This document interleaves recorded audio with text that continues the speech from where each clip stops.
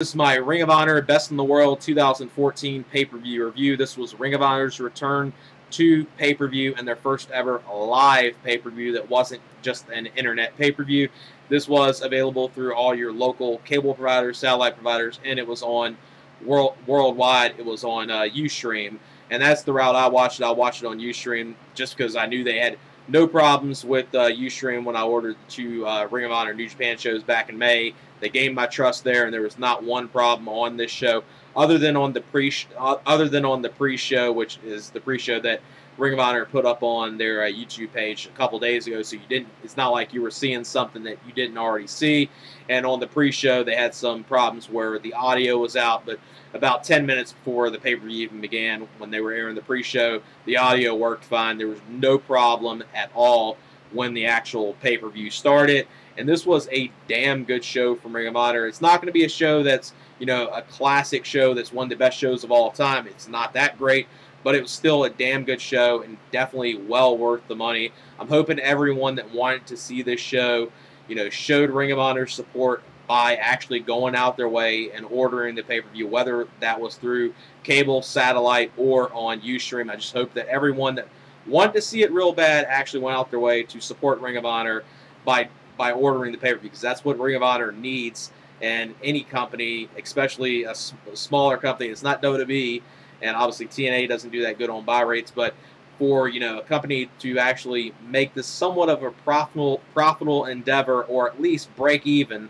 they need to have people go out their way and order this. So hopefully, you know, people that, you know, keep on hearing the buzz that the show got, maybe they didn't see it earlier and they want to check it out, you know, it's available through Ustream. You can order it on there. You can order it on your cable or satellite provider, but I would definitely recommend this show. Saw a great double main event with Michael Elgin versus Adam Cole for the Ring of Honor title. Elgin finally won the title. Obviously, some people are going to say that it's, you know, something that should have happened a little while ago, which I will agree that this Elgin should have been champion a while ago, but at least he's got his moment. He deserved it, and great main event, and you saw a great tag team encounter on here with Christopher Daniels return to Ring of Honor, teaming up with Frankie Kazarian to take on reDRagon. That was a great tag team encounter. So great, you know, double main event. And then the rest of the card was really good. From top to bottom, it was really good stuff. Really, the only match on this show I would say is passable, and I would say skip, is the TV title match with Matt Taven versus Jay Lethal, which I wasn't expecting much from it. I was expecting a little more from it, but that was the only match on the show I could say that I could have dealt without, because that was the only match that wasn't good. So let me get into my review of the show. The opening matchup was a six-man mayhem match, and the winner of this gets a future TV title shot. The participants in this match were ACH, Watanabe, Caprice Coleman, BJ Whitmer, Tadarius Thomas, and Tommaso Ciampa. And this was a really fun opener. A lot of good back and forth action. ACH did his stuff in here. Tommaso Ciampa as well. I liked what Tommaso Ciampa and Watanabe did in here, back and forth with each other. BJ Whitmer got a lot of heat in this match, and I thought they did a good job of him getting heat. Was every time ACH was about to do his crazy flip dive, BJ Whitmer was always stopping that. The crowd, you know, was hating that. BJ Whitmer got a lot of heat from the crowd here, but they did it in a good way where they made you want to. They built it up, making you want to see ACH do his crazy flip dive, and they saved that till the end of the match when he did his crazy flip dive. And then he brought in, you know, his former tag team partner, Tadarius Thomas of Adrenaline Rush, brought him into the ring, hit a 450, and ACH wins this match, and that was the right person to win this match. So he gets a future TV title shot. Really fun opener, 3 and 1 4-star match. And then the next matchup was Matt Taven versus Jay Lethal, and this was for the TV title. And the other stipulation of this match was that Truth Martini, he was handcuffed to the ring post within this match. And this match, it had its moments, but sometimes Taven and Lethal were kind of, you know, off within this match. They didn't really click very well, which I've seen these two take on each other before, and I haven't seen them have a great match with each other, but I've seen them have, you know, fairly good matches. Better than what we saw on here, but just some sloppy moments in here. I do like Matt Taven a lot, and Lethal as well, but just wasn't that good of a match. Lethal ends up retaining the title. Within the match, you have Truth Martini. He gets the handcuffs loose. He runs to the back. So basically, the match was that Matt Taven was more interested in getting his revenge on Truth Martini than his focus on the TV title, and that's how Jay Lethal retained the TV title here. You know, not a terrible match. It was solid, but was the only match on here that I would say is skippable. You know, about 2 1/4 stars. Wasn't that good. Then the next matchup was a really good wrestling match. This was Roderick Strong versus Cedric Alexander in a submission match. These two have been having great matches with each other this year. Every time they take on each other, you see some great stuff, and that's what you saw here, especially the ending of the match. Before I get into that, they did a lot of good back-and-forth action. Obviously, you know, tons of submission moves you wouldn't expect being pulled out from Cedric Alexander in this match. Obviously, you know, Strong working over the back of Alexander in this match, and just really good. And the sequence at the end was great. You had Cedric Alexander hit the backbreaker to Strong on the top rope, then hit then it hit the knee backbreaker that Roderick Strong does, and then locked into the stronghold. So Strong tapped out of the stronghold. So Cedric Alexander won this match with, you know, Roderick Strong's own moves, and just a great sequence at the end. Damn good match. You know, 3.5, maybe 3 3/4 stars. Really enjoyed the match, and obviously this feud will be continuing. I expect them to probably, you know, maybe stretch it out for another, you know, 2-3 months maybe. I would say maybe stretch it out till Final Battle, but that might be a little too long to stretch it out to. But I wouldn't mind it, because every time they take on each other, they have good matches. But I don't think it's going to be stretched out that long. Then after this, the next matchup was the Briscoes versus Michael Bennett and Matt Hardy. Now, this started out as a regular match, just a tag team grudge match, not a, you know, no disqualification match, but it later turned into that. They took on each other for a few minutes, went back and forth. Michael Bennett then came in there with the belt, hit one of the Briscoes. Then the match ends disqualification. Obviously, the crowd's pissed off, chanting bullshit. Then Jay Briscoe gets on the mic, calls out the matchmaker, Nigel McGuinness, says, you know, restart this match, and Nigel does. And then it's turned into a no disqualification match. And once it's turned into a no disqualification match, oh my God, this was an entertaining match. I mean, this was some really good stuff. Once it turned into the no disqualification match, which is something I would have argued that it probably should have already been, even before they did, you know, the false finish with disqualification. It should have been probably a no disqualification match to start with, but once it turned into a no disqualification match, oh my God, it was really good. Great brawl. Felt like kind of like an old school tag match with a lot of brawling around the ring, a lot of good stuff. And the end of the match, Matt Hardy took a brutal bump through a table. Jay Lethal was not Jay Lethal, but Jay Briscoe hit a superplex off the top of one of the big ladders into the table. Matt Hardy goes, and then Jay hits the Jay Driller to Matt Hardy, and so Matt Hardy, you know, takes the fall in this match. The Briscoes win here, which obviously is a good thing, with this being Ring of Honor's first ever live pay-per-view, and obviously for some people this is their first time seeing Ring of Honor. That was a good way to put over the Briscoes here with the big win right here, and obviously, you know, people that weren't familiar with Ring of Honor that maybe, you know, went out their way to see this, obviously they're familiar with Matt Hardy, so, you know, good win here for the Briscoes, and really damn good match better than I was expecting it to be, and obviously, like I said, once it turned into the no disqualification match, it was damn good. I would say about 3.5 stars, really good. And then post-match, Maria still gets the belt back that was Jay Briscoe's belt, but now Matt Hardy claims it's his innovative title, and Maria steals that.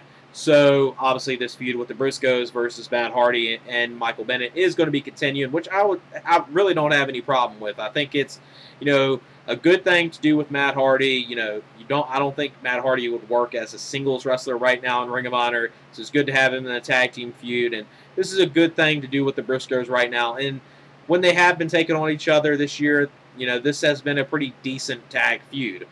So obviously it's going to continue, and if they do something like this again, it can be really good. As far, like I said, 3.5 stars for that match. Then the next matchup was one match I was really looking forward to, especially when they did the angle at the Ring of Honor show back in May in New York City. What they did the angle with Silas Young and Kevin Steen. I was really looking forward to this. This was a really good match. Obviously, Kevin Steen's time in Ring of Honor is going to come to the end pretty soon, unfortunately, and he's going to go to greener pastures, and he's going to be going to WWE, obviously. Hopefully that works out for him. I wish him the best with that, and hopefully WWE uses him right. He's right now. It's a hard time. It's a sad moment right now to lose him because he's the most over guy, not just in Ring of Honor, but on the whole U.S. independent circuit right now. He's the most over guy, so it's kind of sad losing him, but I wish him best with his time in WWE when he does do that. But this was a really good match with Silas Young and Kevin Steen. Silas Young got a lot of good heat in this match. Kevin Steen, obviously the babyface that everyone loved. The crowd was into this.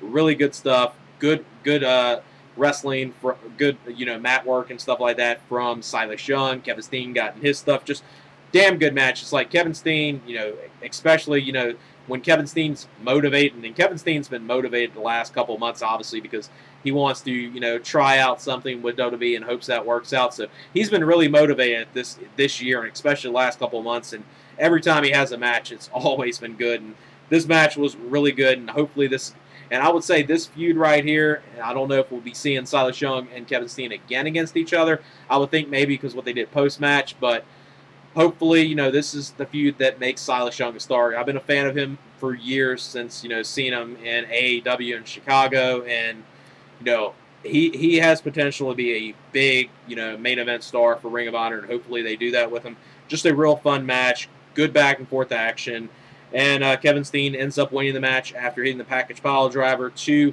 Silas Young. And then after the match, Kevin Steen gets on the mic, basically, saying, okay, the writing's on the wall. All that my time's coming to the end. My contract's ending pretty soon. I'm not going to be around here too much longer. And you actually see Silas Young, and this was brilliant booking right here. You actually saw Silas Young, do the, handshake. He actually shook Kevin Steen's hand. Looked like that was going to be it of seeing Silas Young, and then you saw Kevin Steen continue talking for a little bit, and then out of nowhere, Silas Young comes in there, clips the leg of Kevin Steen, and attacks him after all this, and that was a great moment to build him as a huge heel right there. Great thing, and didn't even see that coming. Like, after they did the handshake, I was like, oh, okay. I didn't like him doing the handshake because I thought he should have attacked him after the match because he's such a good heel. So I'm glad they did the thing, with the unexpected, attack after it looked like, he was, just going to be, pretty much a babyface. This is kind of his, face turn, but thankfully that didn't happen. Great thing there, and a really good match with Silas Young and Kevin Steen. 3.5 star match. Really enjoyed it. And then after this was the double main event. The first of the matches was Christopher Daniels making his return to Ring of Honor, teaming up with Frankie Kazarian to take on reDRagon of Kyle O'Reilly and Bobby Fish for the ROH Tag Team titles. This was just a great tag team match. Great stuff from Kazarian and Daniels in this match. Really did a lot of good wrestling in this match. O'Reilly and Fish as well. Just a great tag match. This is what tag team wrestling should be. The crowd wasn't really into when it was like kind of slow pace at the beginning of the match, but once it really picked up, the crowd was heavily into this match. Obviously, they were glad to see Christopher Daniels and Kazarian inside of Ring of Honor, and just a great tag team encounter here. And reDRagon does retain the tag team titles here. Just a really good match. Definitely a match I would say you need to go out your way to see. 4 1/4 stars. Really good match. Probably the match I enjoyed the most of the night was that match right there. And then the next matchup was the main event of the evening with Michael Elgin versus Adam Cole for the ROH title. Obviously, the big moment here was Was Michael Elgin finally going to become Ring of Honor champion? That's obviously what everyone that ordered this show wanted to see, and we did see that, but they did a great job here of making you think that Adam Cole was actually going to retain the title. A lot of good false finishes. One false finish in a way where the crowd thought it was over. You saw actually Matt Hardy and Bennett get involved in this match, which was to be expected after a ref bump, after Cole super kicks the ref, then the ref's out for a little bit. Then you see Hardy and Bennett come out there to help him. And then, instead of the Briscoes coming out there to make the save, which should have been the logical thing, but instead of the Briscoes, they had